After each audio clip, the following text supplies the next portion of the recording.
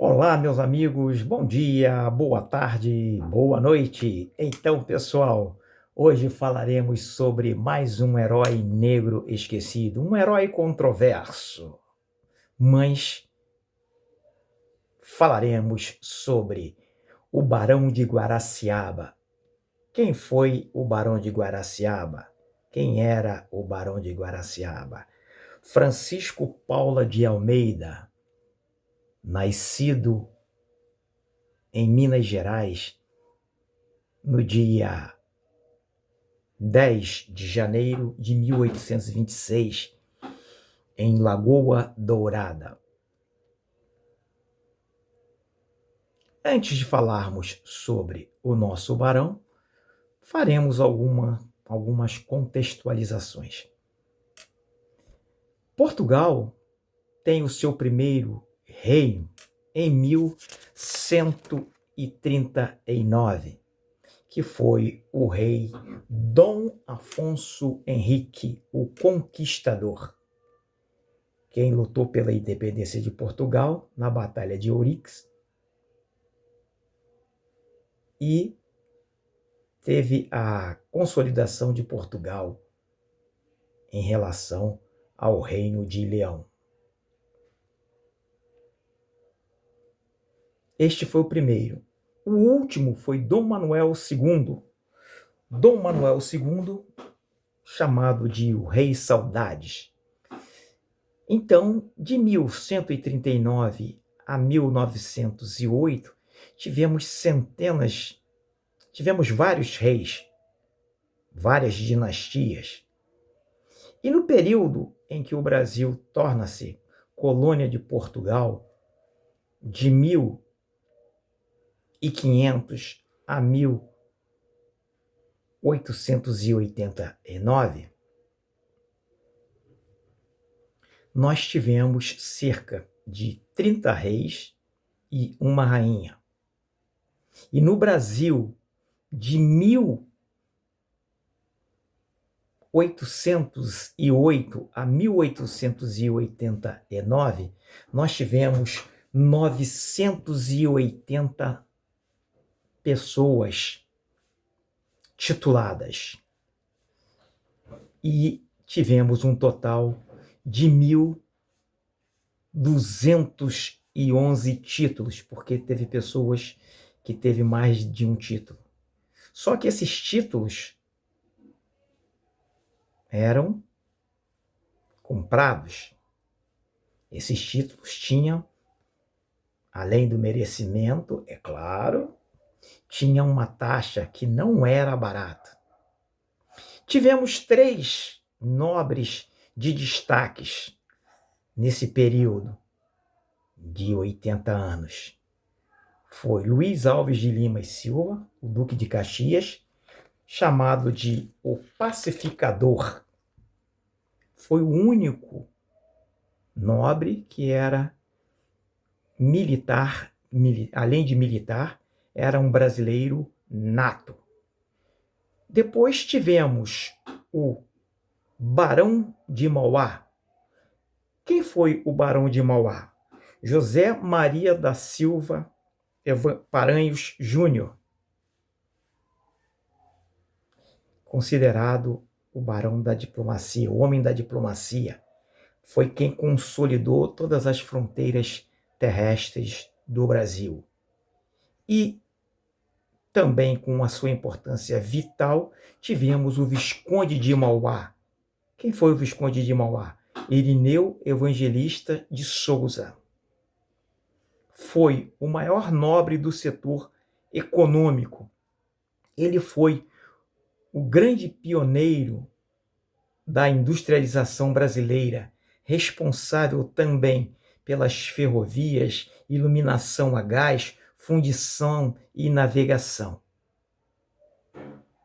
Esses 3 têm um destaque importantíssimo. Entretanto, temos que falar do nosso Barão Negro, o Barão de Guaraciaba. Francisco Paula de Almeida nasceu em Lagoa Dourada, Minas Gerais, no dia 10 de janeiro de 1826.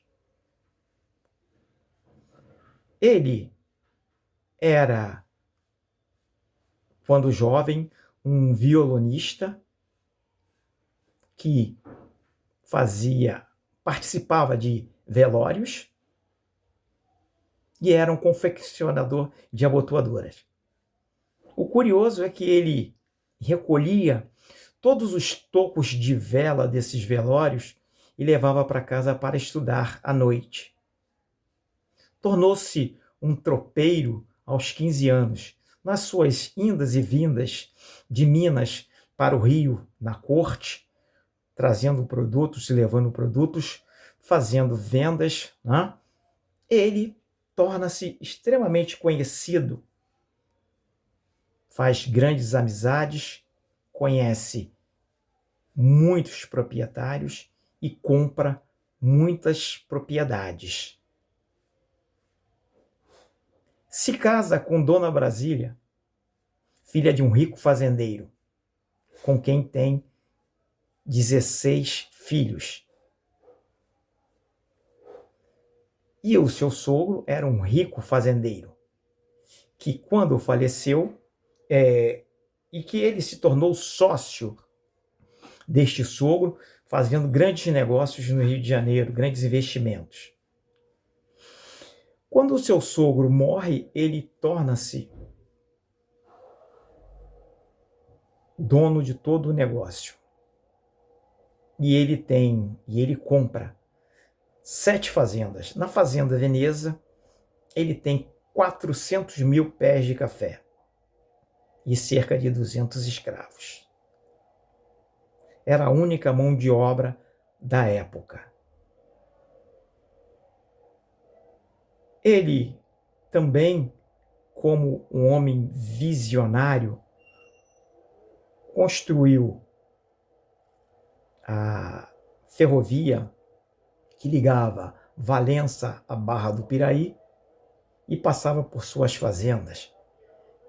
E era um meio de escoar toda a sua produção de café.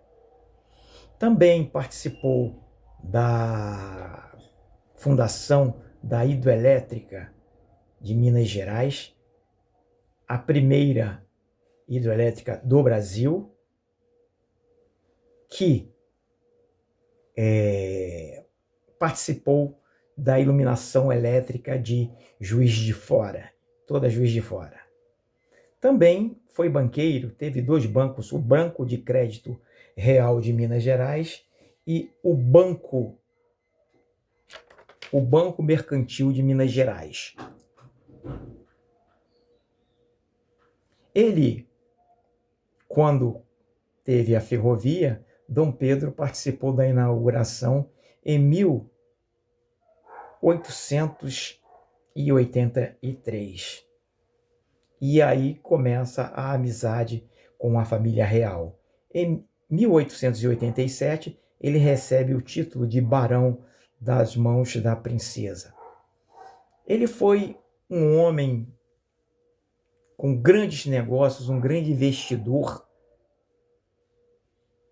e ele também construiu o famoso Palácio Amarelo, que hoje é a Câmara Municipal de Petrópolis. Era a sua residência de veraneio, era vizinho de Dom Pedro II.